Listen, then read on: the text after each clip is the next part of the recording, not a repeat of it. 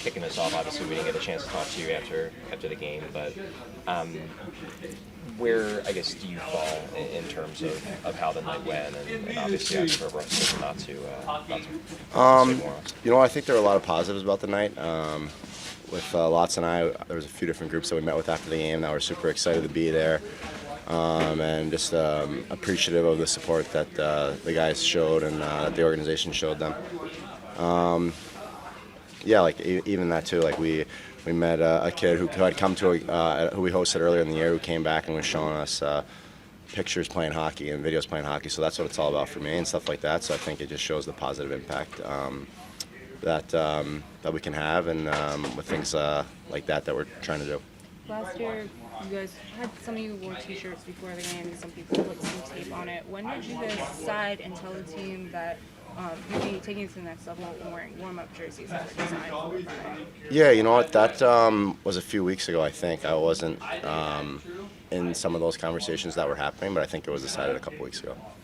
So I guess you're saying that they talked to Lawton and Chuck and Tortorella about his decision to sit out. When did you find out that he wouldn't be participating in warm-ups? I kind of figured it out, to be honest, when we went out for the warm-ups, but I'd rather not get too into that. I know obviously Proby spoke on it, and I think it's kind of his place to let his thoughts be known about what his decision was. So I guess to clarify, this is just more a logistical question.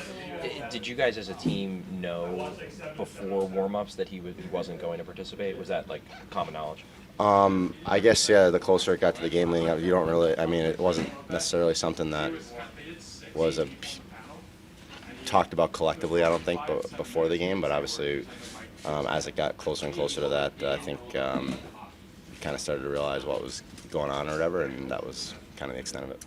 The purpose of wearing the pride jerseys is to show that the LGBTQ community is welcome and they should feel comfortable coming to your games and being a part of the Flyers fan base.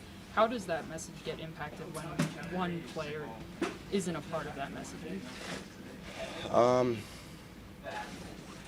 That's a good question. I think ultimately, again, I'd like to look at the positives from the night, and I think, like I mentioned before, like we were able to host a few different groups and meet with them after the game, and there was other things that I'm sure went on as far as fundraising and things like that. So I'm trying to, again, I think that's where I'd like to keep the focus on, about the good things that happened. I think ultimately when you play on a team sport and there's lots of different people from lots of different backgrounds and things like that. So again, and there's different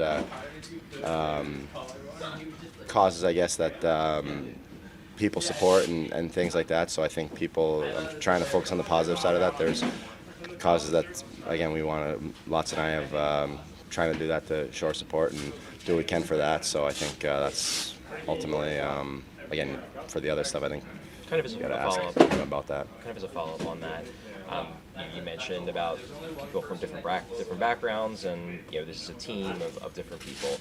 How do you guys, after something like this, where a player, kind of didn't do what the rest of the team was doing, how do you, as a team leader, make sure the team stays unified? Ultimately, again, we're going out there to do a job, and we're all have to be pulling in the same direction. That's important for us to be able to have success. Again, there's different, I think, over the course of my career, like, again, you play with different people from different backgrounds, different situations and things like that, so you're never going to be in full agreement or see the world the same way maybe as other people do. So I think that's something that happens in team sports that has been happening forever and will happen ultimately for a long time, I think, in regards to different things. So I don't know, that's So do you not envision it being a problem, moving forward? Yeah, we all have a job to do. We all have to go out there and do our job and buy into what the team structure is and things like that. So that's part of being professional is, again, just being prepared every day and just going from there. John Tortorella have mentioned in the past the importance of conversation, especially on this topic, to just educate people. facilitate acceptance, and you can play. I know you guys work closely with them.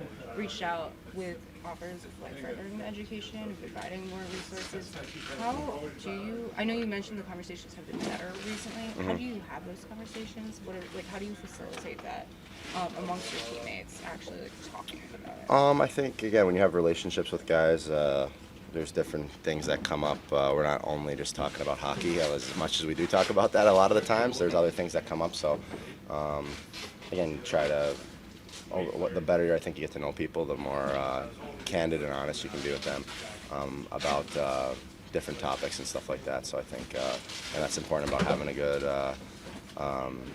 locker room and things like that, is being able to have those conversations and being able to be candid with people about different things. John Tortorella said there was a healthy conversation in the locker room after the game.